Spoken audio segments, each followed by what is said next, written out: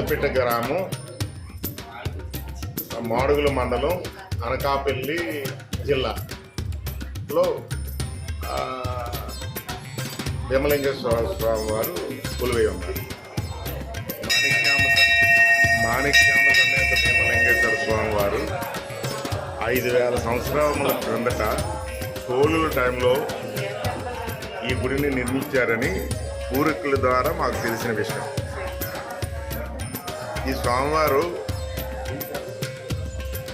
శిథిలావస్థలో ఉన్నప్పుడు 2001 సమయంలో మేము దీని పునర్నిర్మాణం జరిగింది. ఇది చాలా విశిష్టం. ఇక్కడికి వస్తే చాలామందికి కోరికలు ఏర్పడుతున్నాయని ఇక్కడంతా నానుడి.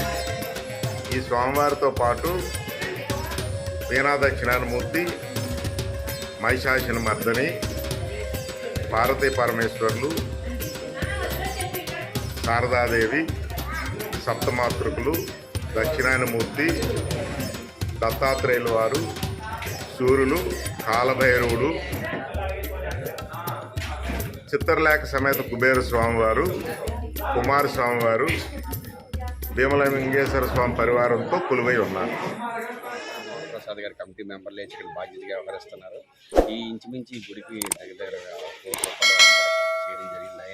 ఆయన పర్యవేక్షణలోనే ఈ కార్యక్రమాలు జరుగుతున్నాయి. ప్రతి శివరాత్రికి అన్న సంతర్పణ ఒక 5000-6000 మంది పైన చేసుకుంటారు. ప్రతి వీక్లీ ప్రసాద్ తయారు చేస్తారు. 2-3 ప్రసాదాలు తయారవుతాయి. ఆయన దగ్గరుండి స్వయంగా చూసుకుంటారు. గుడి నిర్మాణంలో కూడా ₹1,00,00,000 వరకు డొనేషన్ చేసి ఆయన ఆధ్వర్యంలో చేయడం జరిగింది. కాబట్టి శివాలయం చాలా పురాతనమైంది.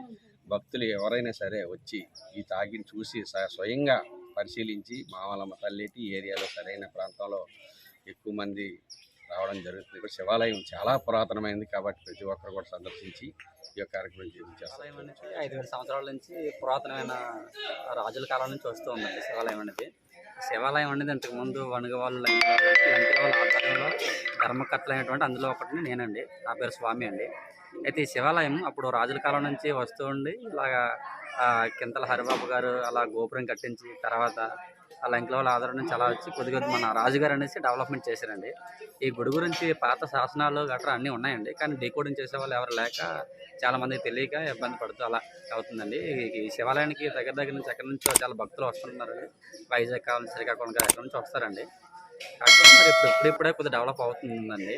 మన రాజుగారు వైజాగ్ రాజుగారు అనే ప్రసాద్ రాజు గారు, బృద్ధ వరప్రసాద్ గారు అనేసి అతను కొద్దిగా హ్యాండ్ ఓవర్ అంటే అతను శ్రద్ధ చేసుకొని కొద్దిగా డెవలప్మెంట్ చేస్తున్నారండి. ఇంకా కొద్దిగా డెవలప్మెంట్ చేస్తే బాగుంటుందని ఆశిస్తున్నామండి.